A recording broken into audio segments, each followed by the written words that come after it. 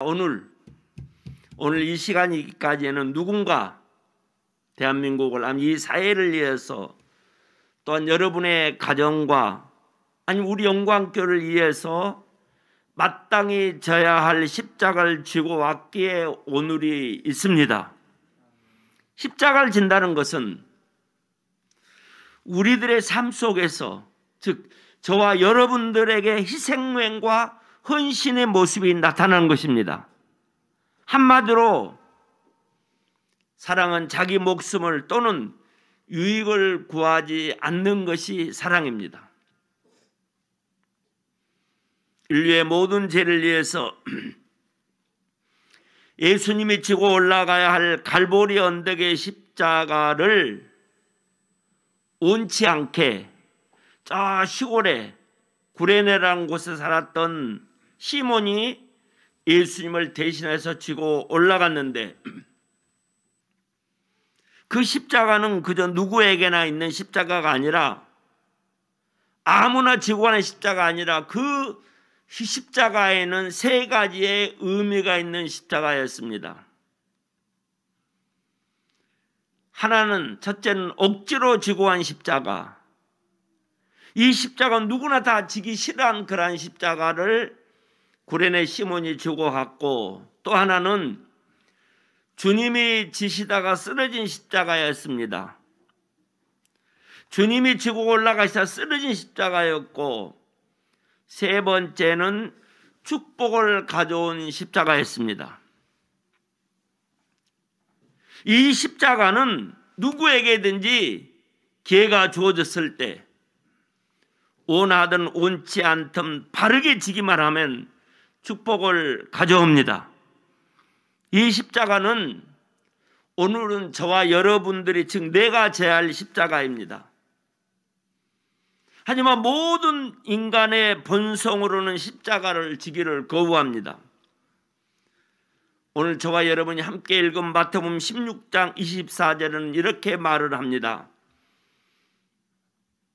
아무든지 나를 따라오려거든 자기를 부인하고 자기 십자가를 지고 나를 쫓을 것이니라고 합니다.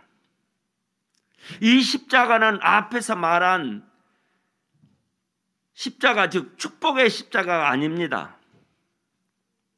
세 가지 의미를 보였던 그 십자가가 아닙니다. 제자들에게 십자가를 지고 따라오라고 강조하는 것을 보니까 아마 제자들이 십자가를 모르거나 아니면 십자가 지기를 거부하고 있다는 것으로 생각할 수가 있습니다.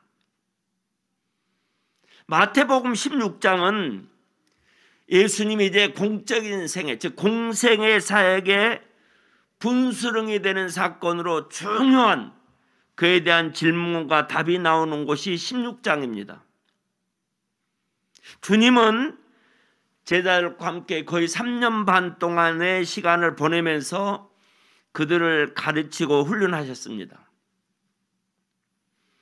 가르침과 훈련한 것들은 예수가 하나님의 아들이시며 이 땅에 오실 메시아라는 겁니다. 예수님은 당신이 그리스도라는 사실을 여러 가지 이적과 기사를 통해서 보여주셨고 또 말씀으로 제자들을 가르치셨습니다. 그 제자들은 3년 반 동안 교육을 통해서 이적과 기사를 통해서 예수님이 하나님의 아들이시며 세상에 오시는 그리스도라는 사실을 확신하게 되었습니다. 그러게 주님의 질문에 대해서 베드로가 그 제자들을 대표해서 주는 그리스도시요 살아계신 하나님의 아들이라고 고백을 합니다. 그 고백을 한 그때 주님은 칭찬하시면서 확실한 고백을 들으신 주님께서는 당신께서 이제는 내가 예루살렘에 올라가서 당시 장로들과 대제사장들과 서기관들에게 많은 고난을 받고 죽임을 당하고 제3일에 살아나야 한다는 걸 비로소 가르쳐도 되겠구나라고 가르치기를 시작했습니다. 그런데 방금 전에 바른 신앙 고백을 했다고 3년 반 동안 가르친 것을 내가 다 알고 있구나라고 칭찬했던 베드로가 예수님을 붙잡고 관하여 가로되 그리하지 마옵소서. 이 일이 결코 예수님께 미치지 아니하리라고 외쳤습니다. 관하여란 말의 본래 의미는 간청했다는 뜻보다는 상당히 거친 말투로 책망했다는 말입니다. 그래서 주님께서는 사탄아, 내 뒤로 물러가라. 너는 나를 넘어지게 하는 자라. 네가 하나님 일을 생각지 아니하고 도리어 사람 일을 생각한다며 매우 엄하게 베드로를 책망했습니다. 베드로를 사단이라고, 주님을 넘어지게 하는 자라고, 마땅히 하나님의 일을 생각하는데 도리어 사람 일을 생각한다고 책망했습니다. 너희에게 내가 3년 반 동안 가르친 것이 무엇이냐고 물으시면서 이어서 말씀하시기를 아무든지 나를 따라오려거든 자기를 부인하고 자기 십자가를 지고 나를 쫓을 것이니라 하면서 누구든지 제 목숨을 구원코자 하면 잃을 것이요 누구든지 나를 위하여 제 목숨을 잃으면 찾으리라고 하셨습니다. 여기서 베드로가 왜 이렇게 강경하게 주님을 만류했는지, 그리고 또 주님은 왜 이렇게 강하게 베드로를 책망했는지를 생각해 볼 필요가 있습니다. 마치 예수님을 심하게 책망하듯이 만류하는 베드로의 심정을 헤아려 본다면 이런 뜻이 있지 않을까 추측이 됩니다. 이 내용을 지난 수요일 밤에 주 목사가 잘 설명을 하더라고요. 자, 그날 잘 설명을 들었습니다. 근데 베드로가 이렇게 말하죠. 아니 주님, 지금 주님 무슨 소리 하십니까? 주님이 고난을 받고 죽으신다고요? 내가 주님이 이제 우리에게 말할 때 이적과 기적을 다 잘 알고 있는데 그 이적과 기적을 세상 사람들이 나타낼 수 있어요? 막을 수 있어요? 무슨 말도 안 되는 소리를 하십니까? 누가 주님과 같은 능력을 가진 분을 괴롭힐 수 있다는 말입니까? 그 말도 안 되는 소리 하지 마세요.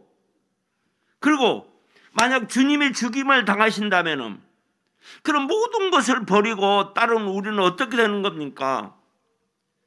결코 그런 일이 일어나서는 안 됩니다. 주님은 속히 예루살렘에 올라가셔서 왕이 되셔야 합니다. 그리고 저 지긋지긋한 노마를 물리치시고 전에 다윗 왕국과 같은 영광스러운 나라를 세우셔야 합니다.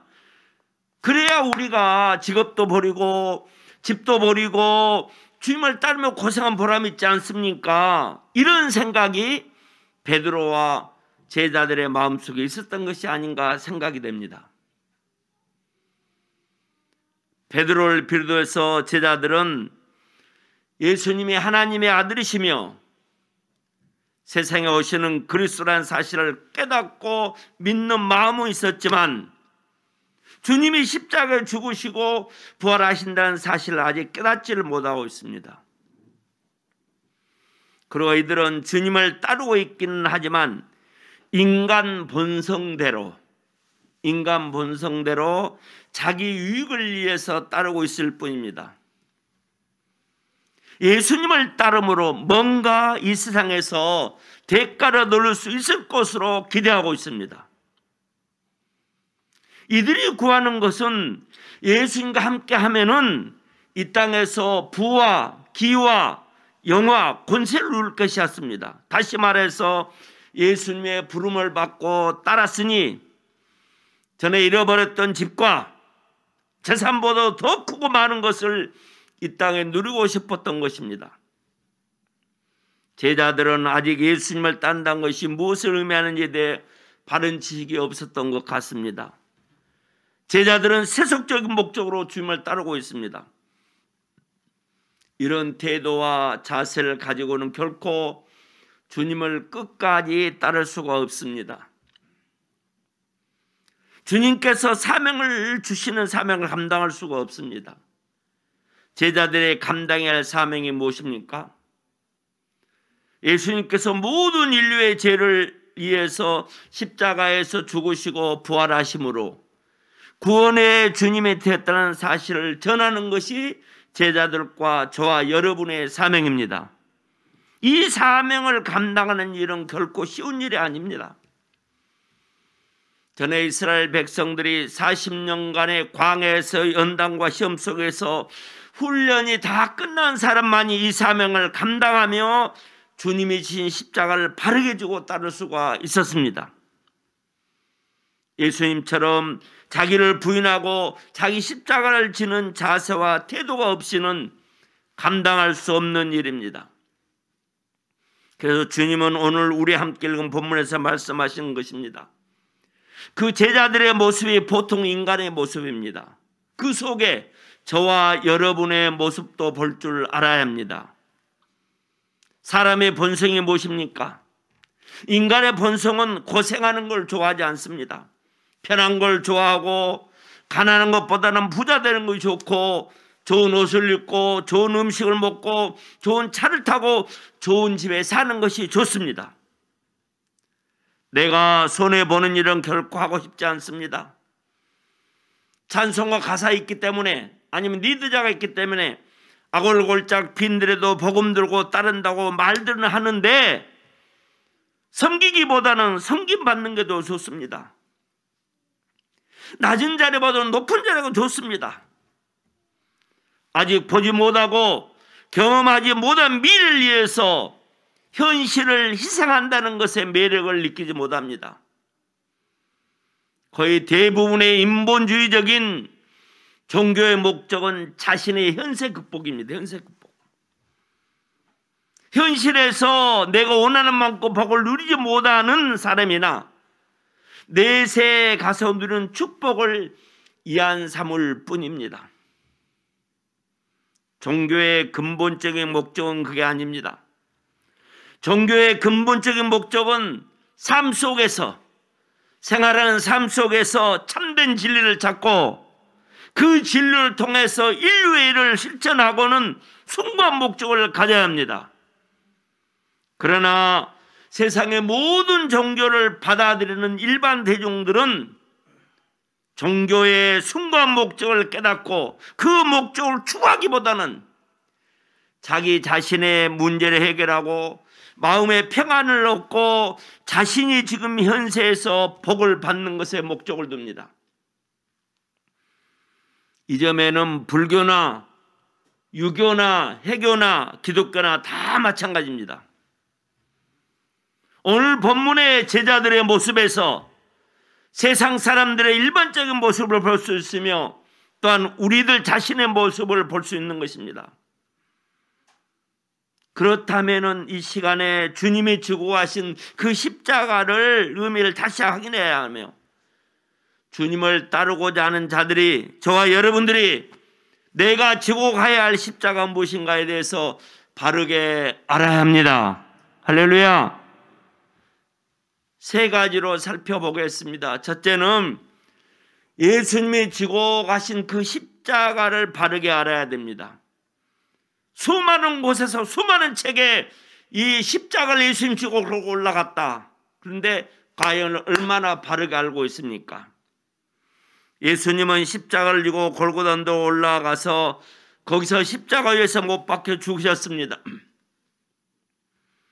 예수님은 나무 십자가를 짊으셨지만 사실은 나무 십자가 그 이상의 무거운 것을 지셨습니다. 그것이 무엇입니까? 그것이 세례 요한은 그걸 가리켜 세상 죄라고 밝혔습니다. 예수님이 지고 가시는 십자가에는 이 세상의 모든 사람들의 죄가 있는 것이었습니다. 그것은 너무도 놀라운 일이었습니다. 그래서 세례 요한은 요한복음 1장 29절에서 보라 세상 죄를 지고 가는 하나님의 어린 양이라고 외쳤습니다. 예수님은 이 세상에 살고 있는 모든 사람들이 저와 여러분들의 죄를 짊어지고 골고다 언덕으로 올라가셨습니다. 불신과 거짓과 이선의 죄뿐 아니라 살인과 간음죄를 비해서 크고 작은 모든 죄를 지고 골고다 언덕에 올라가셨습니다. 예수님은 하나님의 뜻에 따라서 세상 모든 사람들의 죄를 속죄하기 위해 십자가를 지셨습니다. 선지자 이사야도 세례 요한이 본 것과 똑같은 환상을 보았습니다. 하나님의 어린 양이 이 세상의 많은 사람들이 지고 하는 모습을 이사야에서의 본 자기가 본 것을 그대로 기록해 놨습니다. 이사야에서 53장 12절 그가 많은 사람의 죄를 지며 범죄자를 위하여 기도하였느니라. 6절에 보면 우리는 양 같아서 그릇 행하여 각기 제 길로 갔거늘 여호와께서는 우리 무리의 죄악을 그에게 담당시켰더라 했습니다. 또 예수님이 십자가를 질 때 4절에 우리의 질고와 우리의 슬픔과 우리의 약함과 우리의 병을 짊으셨다고 했습니다. 예수님께서 우리의 모든 죄를 대속하셨기에 우리는 제사함을 받고 의롭다함을 받고 하나님의 자녀가 되고 영생을 얻는 현실에서 누릴 수 있는 길이 열려 있습니다. 할렐루야. 그 길이 열려 있습니다. 연단받은 자에게는 요한복음 3장 16절이 해당되는 것입니다. 얻게 하려 하심이니라.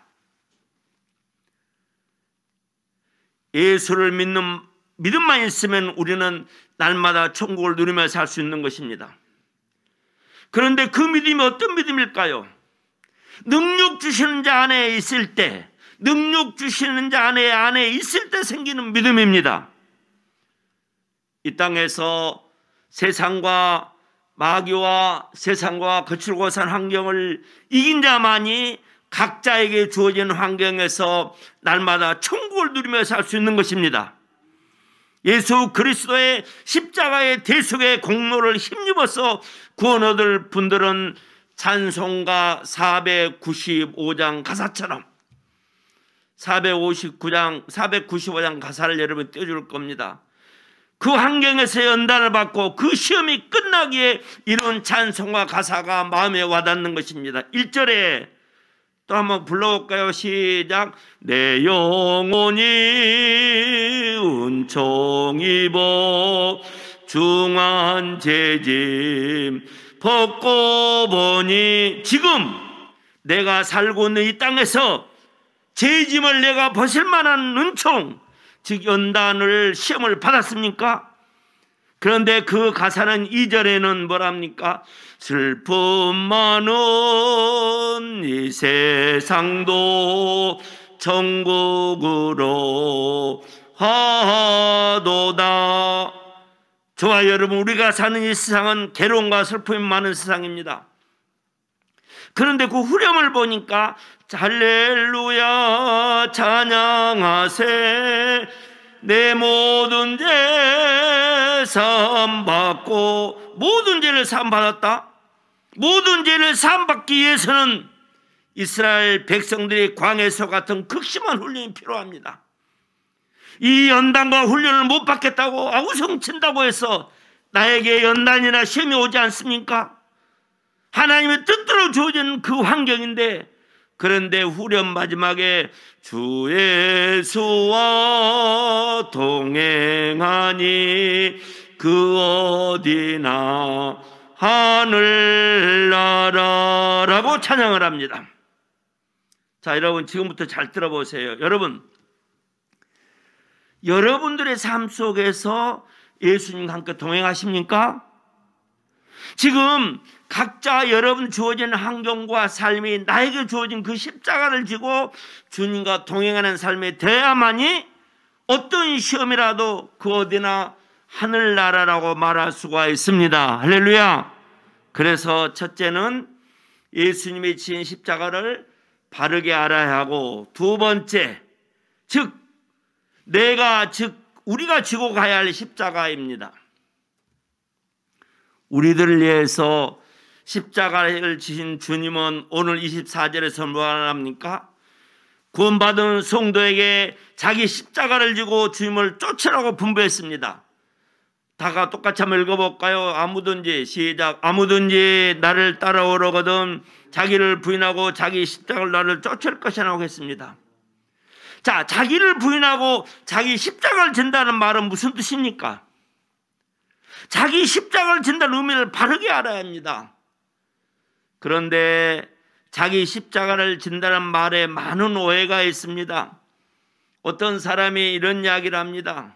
목사님, 다 지금 내가 겪고 있는 이런 거 다 십자가로 생각하고 참고 살아야죠. 왜요?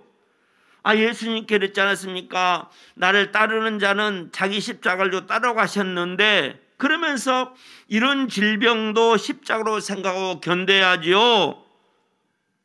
그런데 문제는 지금 이 사람이 가지고 있는 이장병의 원인입니다. 이 사람 이장병이 들었습니다. 제가 어렸을 때 가까이 있는 분이 그릇그릇 트름하면서 이장병이 걸린, 나중에 그게 암이었더라고요. 이 원인을 알아야 되죠. 이 사람은 평소 너무 많이 먹고 운동은 안 하고 불규칙한 식사 생활로 인해 이장병이 생겼던 것입니다. 본인이 많이 먹어 생긴 이장병을 십자가라고 말을 합니다. 이렇듯 자신이 뭔가를 잘못하고 음식에 지나친 탐욕을 부리다가 얻은 병을 십자가로 생각하는 사람이 있습니다. 이건 십자가가 아닙니다. 할렐루야. 또 어떤 사람은 이런 이야기 합니다. 목사님, 지금 가난하게 살아간 것을 내가 십자가로 생각하고 있습니다. 왜 가난하고 생각 십자가입니까? 무슨 교인들은 가난해야 됩니까? 그러나 그분은 지금의 가난이 한때는 여유 있게 살았습니다. 내가 조금 잘 나가는 것 같으니까 하나님의 방법을 뒤로 하고 하나님의 뜻대로 살지 않고 뜻대로 계획 세우지 않고 자기 뜻대로 생긴 것이라면 그렇게 해서 생긴 가난을 십자가로 생각하는 것은 옳지가 않습니다. 또 어떤 사람은요, 자기 자식을 십자가로 여기기도 합니다. 자식이 자기 뜻대로 되지 않고 속을 썩이면 자식을 십자가로 생각합니다. 또 한면은 믿지 않는 배우자가 십자가로 생각하기도 합니다. 물론 십자가는 고난입니다. 그렇다고 해서 하나님 믿는 사람들이 겪는 고난이 다 십자가는 아닙니다. 왜냐하면 자신의 분명한 잘못과 실수로 주어지는 고난도 있기 때문입니다. 이런 것들을 십자가가 아닙니다. 물론 자신이 잘못이나 실수로 주는 고난은 자신이 감당해야 합니다. 다른 사람의 그 책임을 떠넘겨서는 안 됩니다. 고난당할 때 불평이나 원망한 일이 아니고 겸손하게 회개하는 기회를 삼아야 합니다. 그러면서 하나님의 긍휼과 자비를 구하는 태도가 올바른 태도입니다. 우리가 비록 자신의 죄와 허물로 인한 고난 중에서라도 내가 겸손하게 주님을 의지하고 나가면 주님께서는 우리를 긍휼히 여기시고 때가 되면은 기한이 되면은 베풀어 주십니다. 그리고 그 고난과 연단을 통해 우리를 성장시키십니다. 아침마다 창세기를 통해서 경건의 시간 할 때 저도 깊이 듣고 다 읽어봅니다. 야곱에게서 우리는 그 좋은 애를 볼 수가 있습니다. 주님께서 우리에게 지고 따라 하신 십자가는 두 가지로 정의해 볼 수가 있습니다. 하나는 우리가 지고 따라야 할 십자가는 신앙 때문에, 믿음 때문에 겪는 불이익과 고난입니다. 내가 만일 저와 여러분이 신앙을 버리고 믿음을 버리고 그 일과 타협하면 얼마든지 피할 수 있지만 예수님께서는 말씀에 나를 위해 십자가로 죽으신 사실을 믿기 때문에, 그리고 주님께서 내게 십자가를 지고 따르라고 하셨기에 겪게 되는 고난입니다. 양심을 버리고 기회를 따라 행하는 적당주의가 현명한 철수를 통하는 세상에서 신앙 양심을 지켜야 될 때는 크고 작은 많은 불이익을 당하게 되는 것이 현실입니다. 주님의 십자가를 아는 사람은, 믿음이 성장된 분들은 비록 손해를 보고 불이익을 당할지라도 신앙 양심을 버릴 수는 없는 법입니다.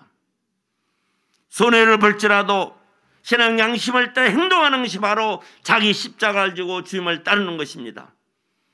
또 하나는 우리가 십자가를 진다는 말은 우리도 예수님처럼 다른 사람의 죄와 다른 사람의 약함과 다른 사람의 슬픔과 다른 사람의 고난의 짐을 대신 짊어진다는 말입니다.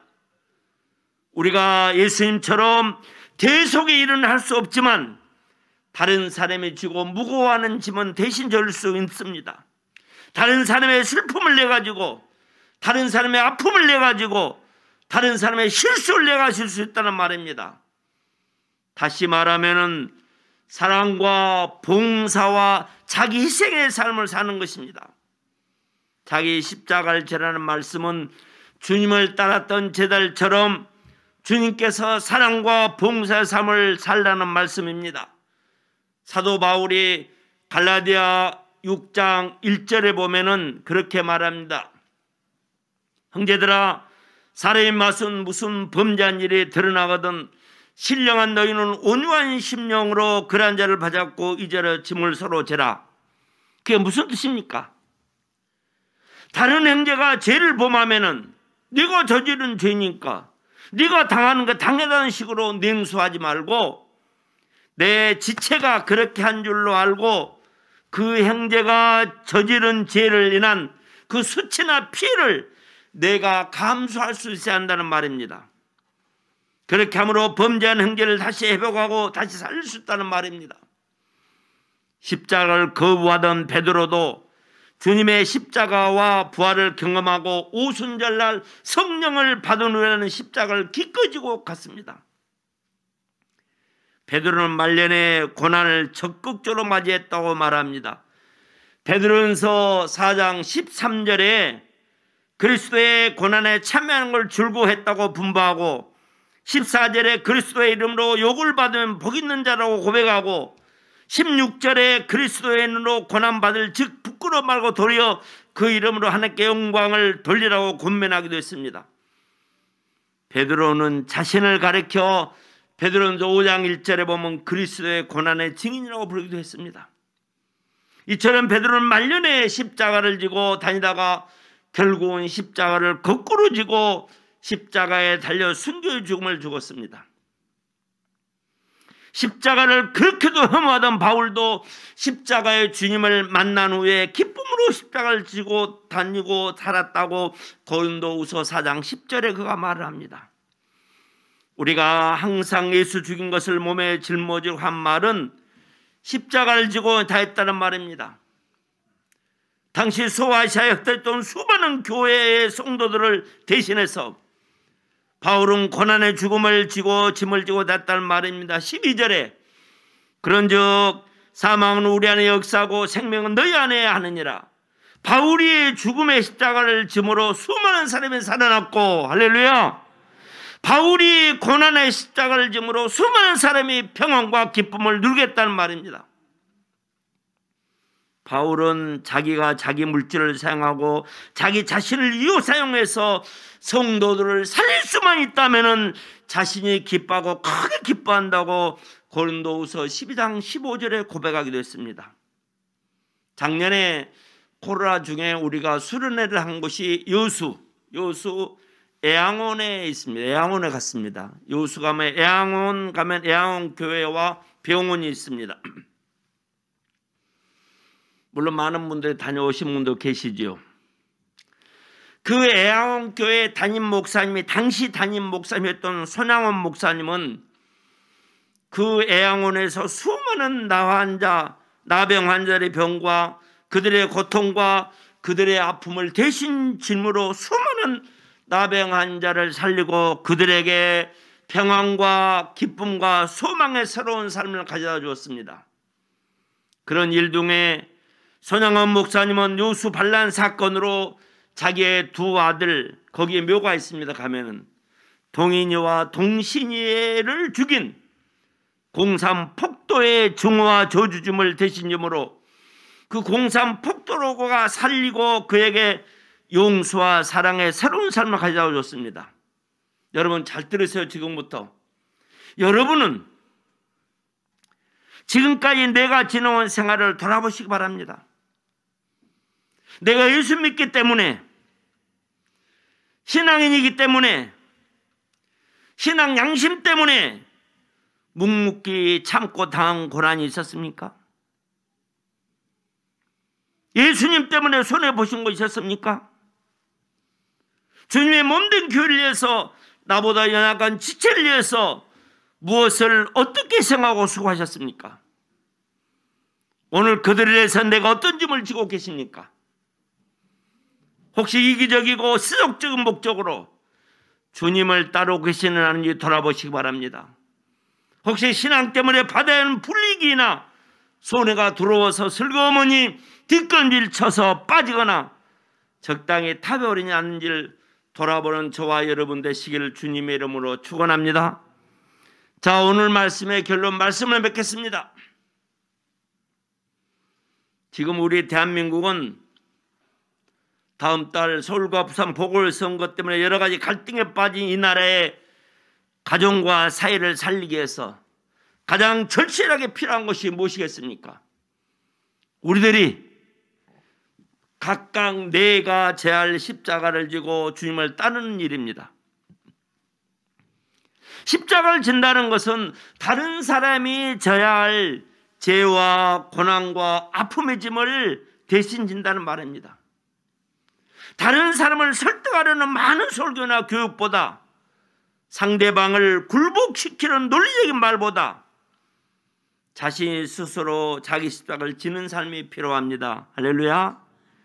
예수님의 십자가를 지셨던 때 저와 여러분의 운명이 바꿔진 것처럼, 예수님의 십자가를 지었기에 저와 여러분의 운명이 바꿔진 것처럼, 내가 십자가를 질 때 우리 주변에 우리 형제 다른 사람의 운명이 바꿔집니다.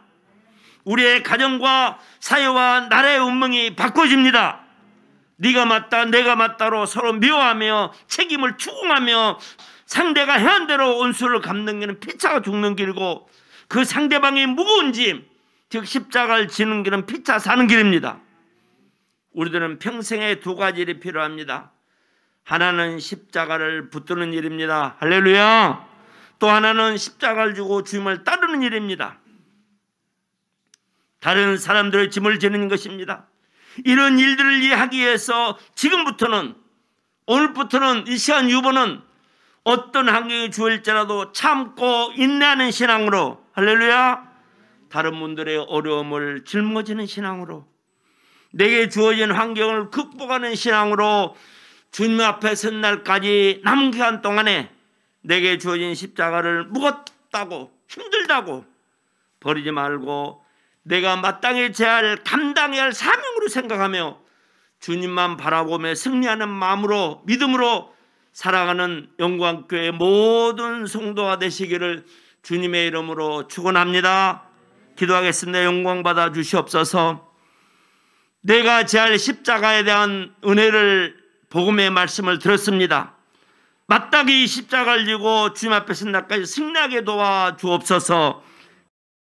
이제는 우리 구주 예수 그리스도 은혜와 아버지 하나님의 지극하신 사랑하심과 성령님 강화 감동 교통 충만한 은혜가 주님 앞에 나와 또 비대면으로 예배드린 모든 성도들 예와 그들의 가정과 직장과 자녀와 사업의 예와 이 땅에 주님의 나라를 삼하는 모든 심령들을 위해 지금으로부터 영원토록 함께 하시기를 축원하옵나이다. 아멘.